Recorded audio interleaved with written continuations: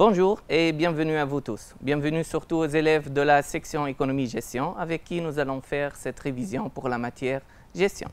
Je me présente, Nizar Amemou, professeur de gestion au lycée secondaire de Sahlin à Monastir, et je tiens à préciser que ce travail a été fait sous la direction de M. Ali El-Bhouri, inspecteur général de la matière. Aujourd'hui, nous traiterons le chapitre 2, plus précisément la partie de calcul des coûts par la méthode des coûts partiels.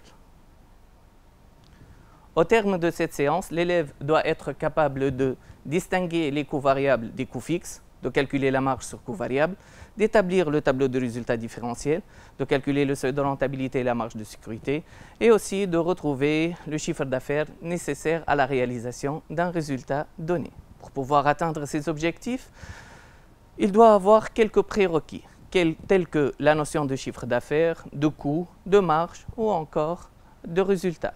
Les objectifs de notre séance sont les suivantes. Donc, l'élève doit être capable de distinguer les coûts variables et les coûts fixes, de calculer la marge sur coûts variables, d'établir le tableau de résultats différentiel. Il doit savoir calculer le seuil de rentabilité et la marge de sécurité. Et aussi, il doit pouvoir retrouver un chiffre d'affaires à partir d'un résultat donné. Pour pouvoir atteindre ces objectifs, l'élève doit avoir quelques connaissances telles que le chiffre d'affaires, le coût, la marge et aussi le résultat. Notre séance s'articule de la façon suivante. Nous commencerons par un rappel, suivi par la présentation de la méthode. Nous ferons 2 applications et un petit QCM et nous finissons par une synthèse de ce que nous allons voir.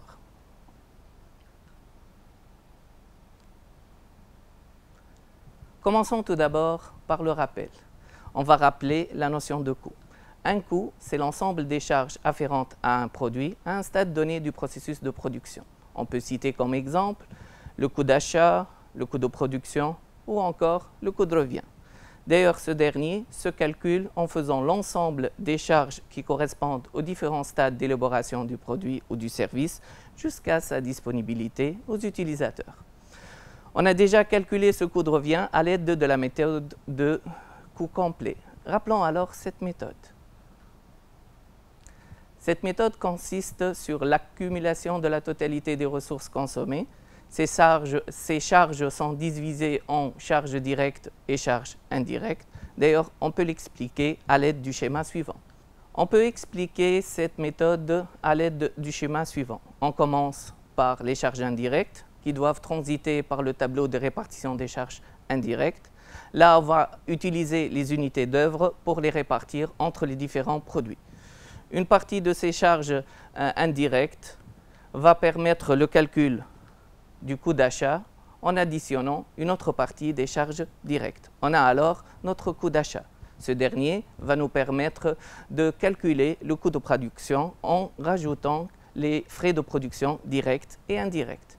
On finira par tout sommer dans le coût de revient qui, lui, à son tour, va nous permettre de déterminer le résultat par la formule suivante. Chiffre d'affaires moins coût de revient.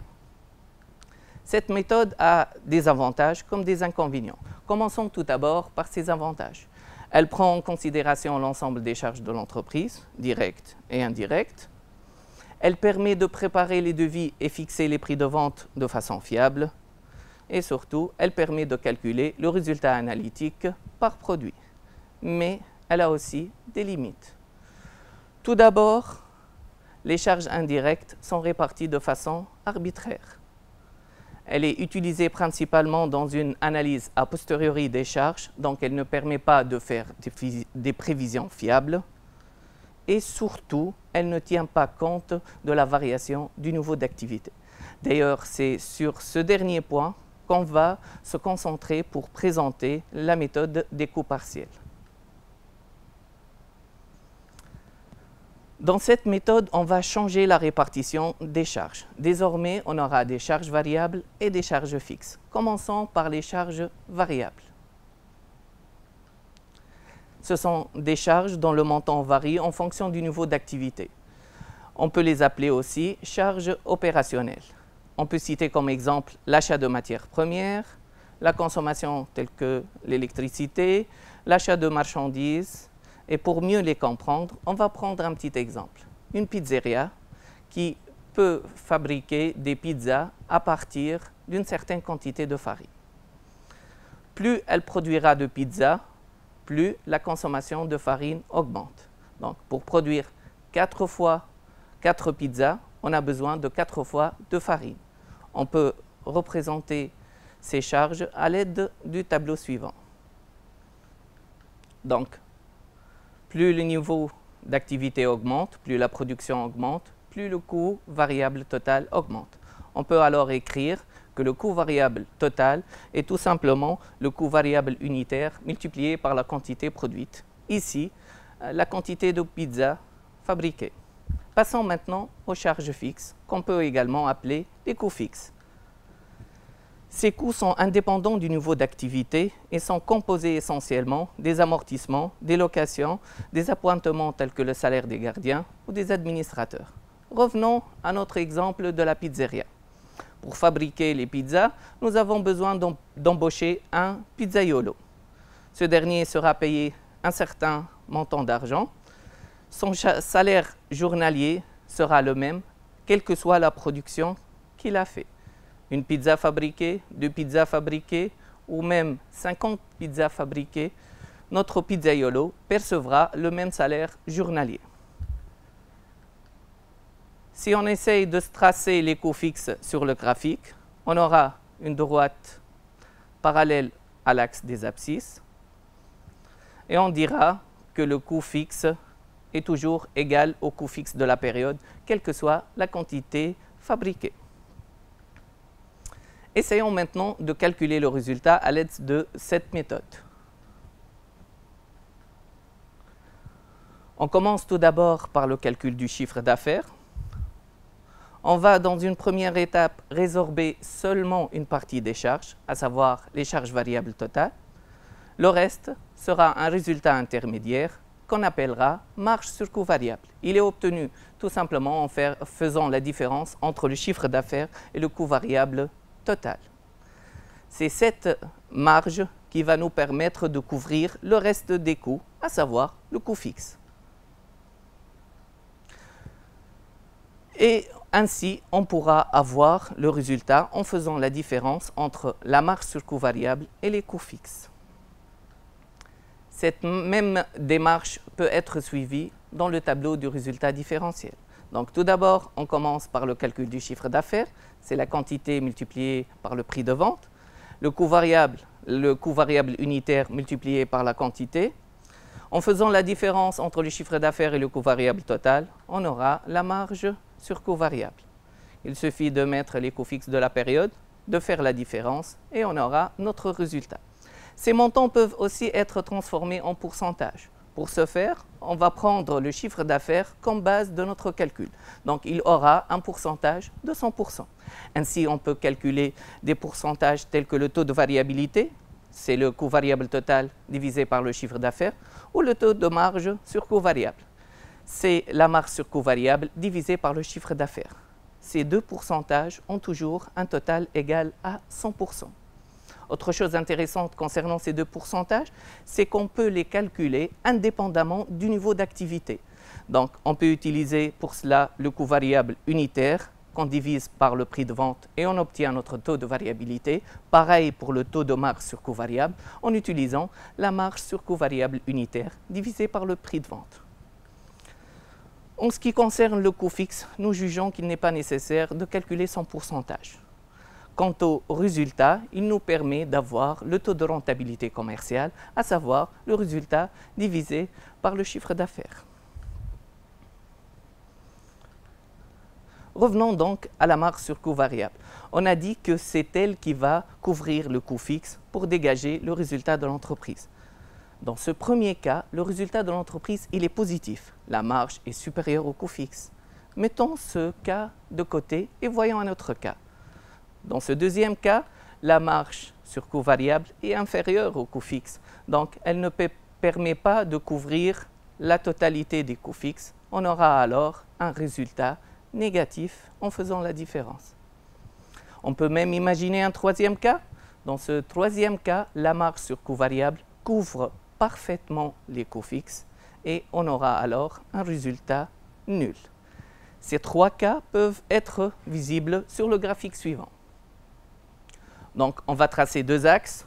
On commence par l'axe du niveau d'activité, l'axe des abscisses. Là, on peut choisir soit le chiffre d'affaires, soit la quantité pour déterminer le niveau d'activité. Dans notre exemple, on va prendre le chiffre d'affaires.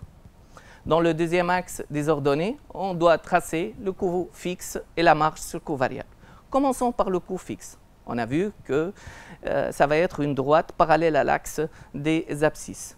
Et pour la droite de la marge sur coût variable, elle va être une droite linéaire ayant pour pente le taux de marge sur coût variable.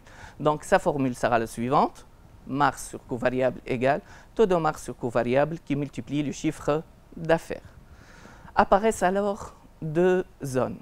Une première zone au-dessus de la droite du coût fixe, c'est la zone du profit, telle que pour notre premier cas, et une deuxième zone au-dessous de la droite du coût fixe, telle que pour le deuxième cas. Le troisième cas se situe au point d'intersection.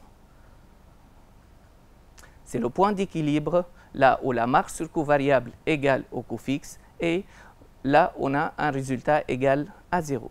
Ce niveau est appelé seuil de rentabilité. En effet, à ce niveau d'activité, le résultat est nul. Mais si le chiffre d'affaires de l'entreprise est au-dessous de ce niveau, on aura un résultat négatif. Si par contre il est supérieur au seuil de rentabilité, notre résultat sera positif. Donc, ce seuil représente une frontière entre la zone de profit et la zone de perte. Essayons de le déterminer. Pour ce faire, revenons à notre troisième cas. On a vu que le résultat est nul, donc on peut écrire que la marge sur coût variable est égale au coût fixe. On peut s'aider de la formule de la marge sur coût variable pour modifier cette égalité. On aura alors taux de marge sur coût variable fois le chiffre d'affaires est égal au coût fixe. En arrangeant un petit peu les termes de cette égalité, on aura un chiffre d'affaires critique qui est le coût fixe divisé par le taux de marge sur coût variable. Ce chiffre d'affaires critique n'est rien d'autre que le seuil de rentabilité en valeur. D'ailleurs, on peut trouver une autre formule pour le déterminer. Pour ce faire, revenons à la formule du taux de marge sur coût variable. Et on va remplacer le taux par sa formule. On aura alors une deuxième formule pour le calcul du seuil de rentabilité en valeur, coût fixe fois chiffre d'affaires, le taux divisé par la marge sur coût variable. Ainsi, nous avons obtenu notre seuil de rentabilité en valeur. On peut aussi déterminer la quantité correspondante à ce niveau d'activité qu'on appellera seuil de rentabilité en quantité. Pour ce faire, il suffit de diviser le seuil de rentabilité par le prix de vente. On peut également déterminer une deuxième formule. Donc, on va prendre la formule du seuil de rentabilité en valeur. Cette fois-ci, le taux de marge sur coût variable sera remplacé non pas par la première formule, mais par la deuxième formule, celle qui se base sur la marge sur coût variable unitaire divisée par le prix de vente. On remplace le taux de marge sur coût variable par sa formule. Et là, il suffit de faire une simplification par le prix de vente. Et on aura ainsi une formule pour le calcul du seuil de rentabilité en quantité sans être obligé de transiter par le seuil de rentabilité en valeur. Donc, on a le seuil de rentabilité en valeur, le seuil de rentabilité en quantité, et on peut également déterminer sa date à l'aide de la formule suivante, seuil de rentabilité en valeur, qui multiplié par le nombre de mois d'activité, le tout divisé par le chiffre d'affaires. On peut aussi utiliser le seuil de rentabilité en quantité, mais dans ce cas de figure, il faudra diviser par la quantité produite. Revenons à notre seuil. Donc, à ce niveau d'activité, le résultat de l'entreprise est égal à 0. Mais ce n'est pas intéressant pour notre entreprise. Elle cherche à augmenter son résultat. Donc, plus le chiffre d'affaires est loin du seuil de rentabilité, plus le résultat de l'entreprise est important, plus elle est en sécurité. D'ailleurs, on peut mettre en évidence une marge de sécurité qu'on peut calculer de la façon suivante. chiffre d'affaires moins seuil de rentabilité en valeur.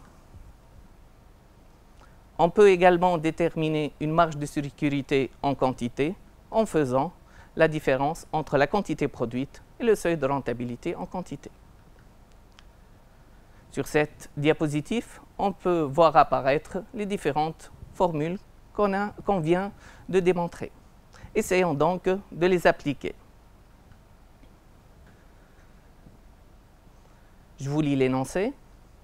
L'entreprise Sac Chic fabrique tout le long de l'année, 12 mois par an donc, un seul modèle de sac à main. La production de ce sac à main nécessite les coûts suivants. Les coûts variables qui sont de l'ordre de 50 dinars par sac à main et les coûts fixes annuels qui sont estimés à 600 000 dinars. Le dirigeant de l'entreprise hésite entre deux politiques. Dans la première politique, il s'agira de produire 16 000 sacs et les vendre à un prix unitaire de 100 dinars. Dans la deuxième politique, on vendra le sac à 125 dinars, mais ainsi on pourra écouler que 11 000 sacs. La question que je vous pose est la suivante. Quelle politique doit-on choisir? Pour répondre à cette question, je vous propose de remplir l'annexe suivante. Donc, on va commencer par la politique 1 et calculer son chiffre d'affaires. Donc, il suffit de faire 16 000 fois 100, on aura un chiffre d'affaires d'1 600 000 dinars. Bien sûr, le pourcentage du chiffre d'affaires, ça sera 100%. C'est lui la base du calcul de tous les pourcentages suivants. Pour le coût variable, on fera la même quantité, 16 000 unités, fois 50. On aura un coût variable total de 800 000 dinars. Le taux de variabilité sera obtenu en divisant ce chiffre par 1 600 000 dinars. On aura un taux de variabilité de 50%. Pour la marge sur coût variable, on fera la différence entre le chiffre d'affaires et le coût variable et on obtiendra 800 000 dinars. Le taux de marge sur coût variable, quant à lui, sera de 50 dinars et on peut voir facilement que le total des deux derniers taux nous donne 100%. Pour les coûts fixes, on a les coûts fixes de la période, 600 000 dinars, et ainsi on peut calculer aisément le résultat en faisant la différence entre la marge sur coût variable et le coût fixe, et ça sera 200 000 dinars. On peut aussi calculer le taux de rentabilité commerciale et ça sera de l'ordre de 12,5%. Passons maintenant au calcul du seuil de rentabilité en valeur. Rappelons tout d'abord sa formule. Donc, ce seuil, on le calcule par deux formules. Commençons par la première. On va diviser le coût fixe par le taux de marge sur coût variable. Donc, ça sera 600 000 dinars divisé par 0,5.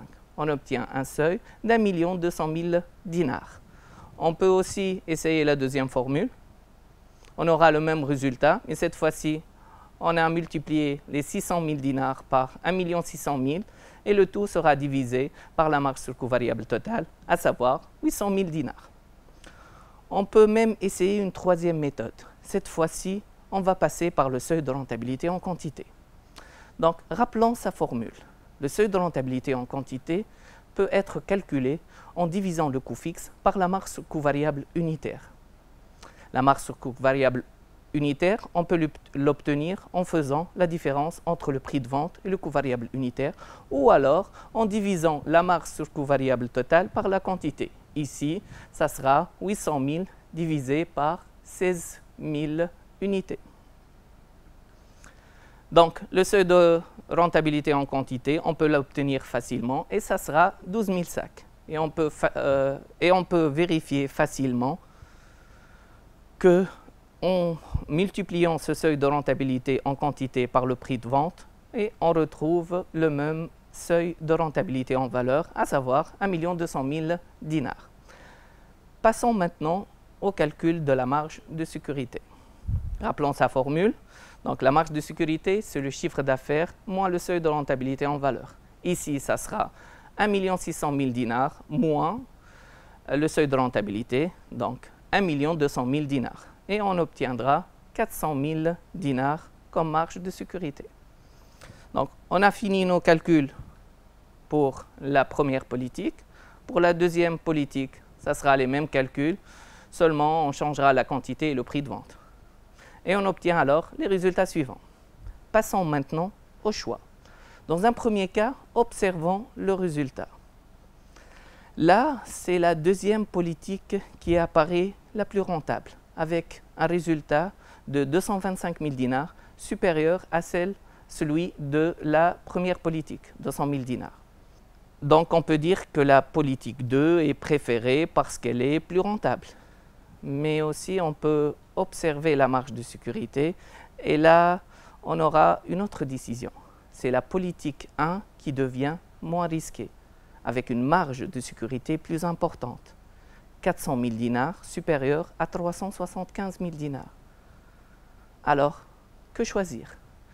La décision revient aux mains de notre dirigeant. C'est à lui de trancher.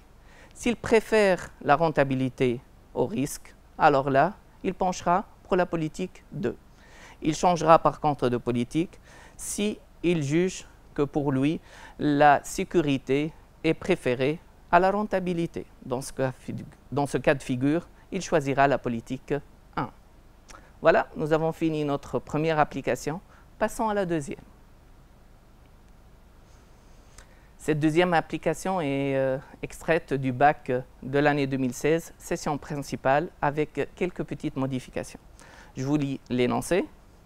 La société La Couverture, installée dans le centre de la Tunisie, a pour activité la vente de couvertures. On vous communique d'une part le graphique suivant pour la détermination du seuil de rentabilité pour l'année 2015. Voyons voir ce graphique.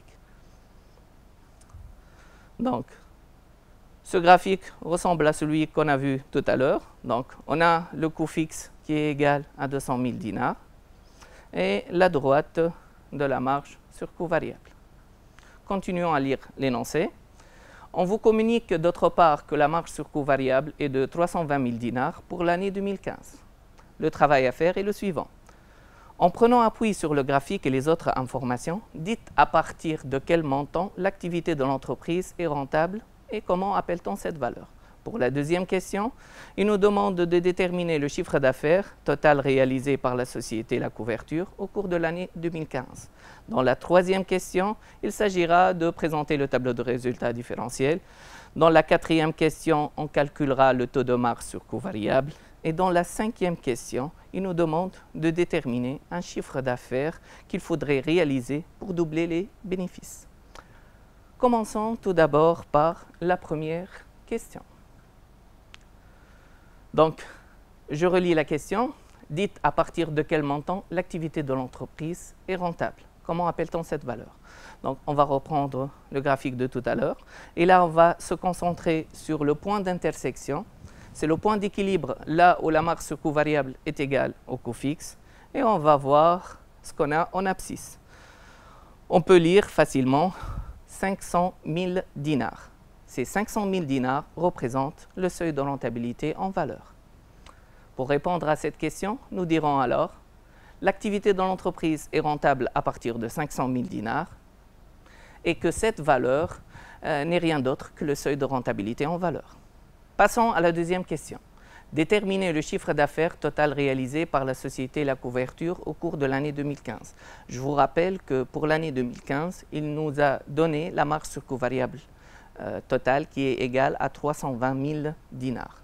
Donc, on va partir de la formule du seuil de rentabilité en valeur. On va la transformer pour obtenir une formule qui nous permet de calculer le chiffre d'affaires. Donc, il suffira alors de multiplier 500 000 dinars, le seuil de rentabilité en valeur, par la marge sur coût variable totale, 320 000 dinars. Le tout sera divisé par le coût fixe, qu'on peut lire facilement sur le graphique et qui est de l'ordre de 200 000 dinars. Le calcul nous donne alors un chiffre d'affaires pour l'année 2015 égal à 800 000 dinars. Question 3. Présenter le tableau du résultat différentiel. Prenons notre annexe. On va commencer par mettre les valeurs qu'on connaît déjà. Donc, le chiffre d'affaires qui est égal à 800 000 dinars, la marge sur coût variable qui est égale à 320 000 dinars et le coût fixe qu'on peut le lire sur le graphique qui est égal à 200 000 dinars. On commence par déterminer le coût variable total en faisant la différence entre le chiffre d'affaires et la marge sur coût variable. On obtient alors 480 000 dinars. Concernant le résultat, il suffit de faire 320 000 dinars moins 200 000 dinars et on aura un résultat égal à 120 000 dinars. Donc, on a fait la différence entre la marge sur coût variable et le coût fixe. Passons à la question suivante. Là, il est question de déterminer le taux de marge sur coût variable.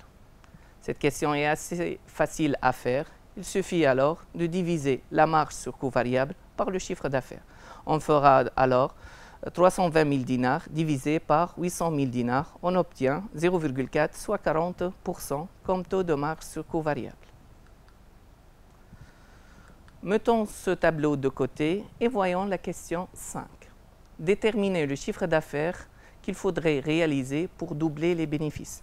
Doubler les bénéfices signifie multiplier le résultat pour 2. Donc, notre résultat prévisionnel doit être de l'ordre de 240 000 dinars.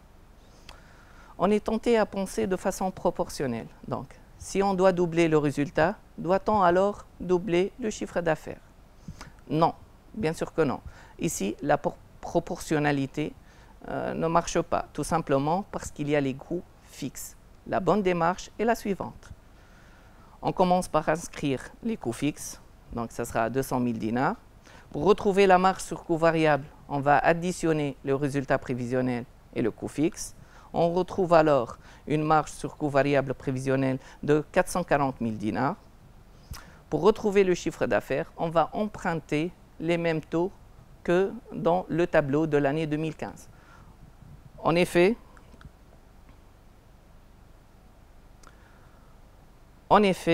le prix de vente n'a pas changé, le coût variable unitaire non plus, donc ces taux ne sont pas sensibles au niveau d'activité. On peut donc les adopter directement de l'ancien tableau. Là, il suffit de faire la règle de 3 pour retrouver notre chiffre d'affaires qui sera de l'ordre de 1 100 000 dinars. On peut ainsi généraliser la formule suivante.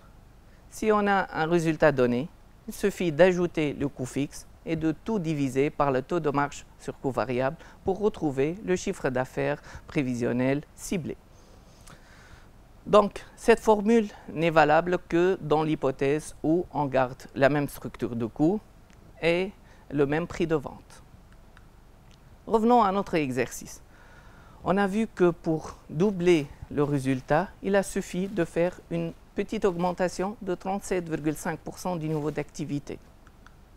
Ceci s'explique par la présence des coûts fixes qui engendrent des économies d'échelle. Donc, grâce aux économies d'échelle, le coût de revient unitaire décroît en fonction du niveau d'activité. Plus l'entreprise augmente son niveau d'activité, plus elle devient rentable. Mais peut-on augmenter indéfiniment les quantités qu'elle produit? Non.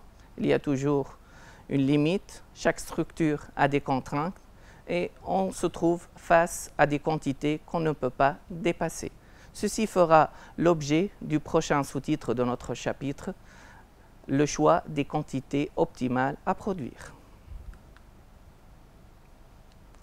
Essayons maintenant de vérifier vos connaissances à l'aide de ce petit QCM.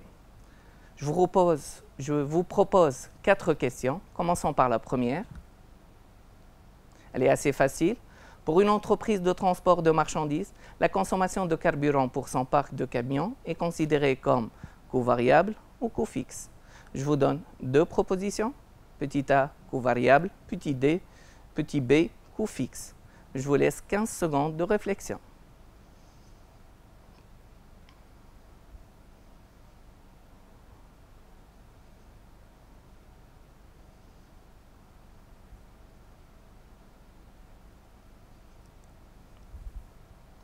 Voilà, le temps s'est écoulé. J'espère que vous avez la bonne réponse. C'est bien sûr la réponse A, coût variable.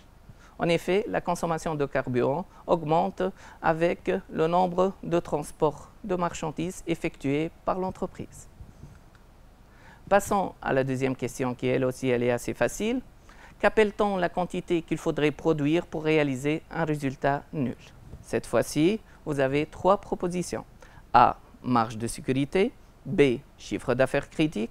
C, seuil de rentabilité en quantité. Je vous laisse, comme d'habitude, 15 secondes pour y réfléchir.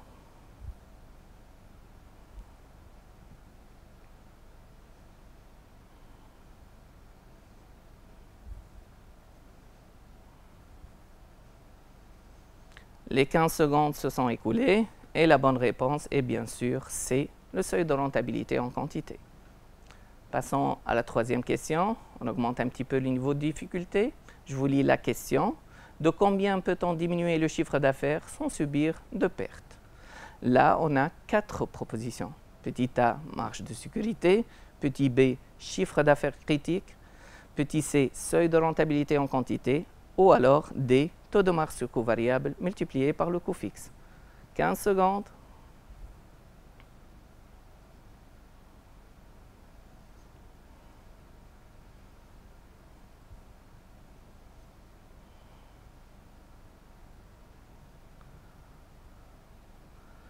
Voilà, le temps s'est écoulé et bien sûr, la bonne réponse, c'est la réponse A, la marge de sécurité. Passons à la dernière question. D'ailleurs, c'est la plus difficile. Je vous demande de faire un peu attention. Je vous lis la question. En adoptant la méthode des coûts partiels, comment peut-on calculer le résultat? 4 propositions. Coût variable moins coût fixe, chiffre d'affaires fois taux de rentabilité, marge de sécurité fois taux de marge sur coût variable, ou alors chiffre d'affaires fois le taux de marge sur coût variable moins le coût fixe. Je vous laisse 15 secondes.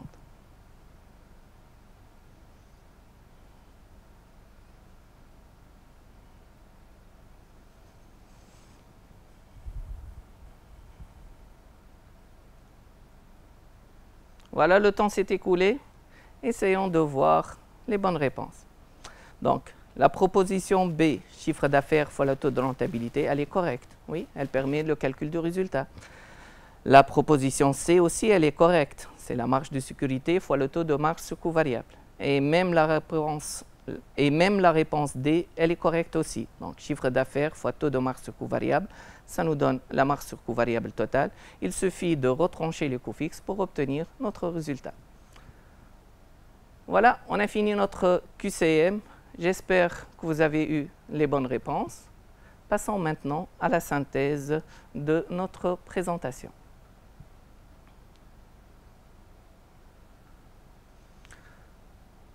Nous avons vu que la méthode des coûts partiels se base sur la distinction entre les coûts variables opérationnels et les coûts fixes de structure. Elle a permis le calcul du résultat à partir de la marge sur coût variable. Mais elle permet aussi la détermination du seuil de rentabilité. Cette méthode a permis de dépasser les inconvénients de la méthode des coûts complets qui ne permet pas la variation du niveau d'activité. Mais les deux méthodes restent deux outils complémentaires aux mains du gestionnaire. La méthode des coûts partiels a permis de mettre en évidence l'existence des économies d'échelle qui permettent de réduire le coût de revient unitaire d'un produit et d'augmenter sa rentabilité, ce qui pousserait les entreprises à augmenter le niveau d'activité pour améliorer leur rentabilité. Mais les entreprises ne peuvent pas augmenter indéfiniment les quantités produites. Elles se trouvent confrontées à des contraintes qui limitent leur niveau d'activité et les poussent parfois à faire des compromis entre plusieurs produits. La détermination du niveau d'activité et des quantités à produire doit être complétée par l'étude des contraintes de production afin d'établir le programme de production optimal de l'entreprise. Et ceci fera l'objet d'une prochaine séance. Pour comparer les deux méthodes déjà citées dans notre leçon. Donc, la méthode des coûts complets et la méthode des coûts partiels.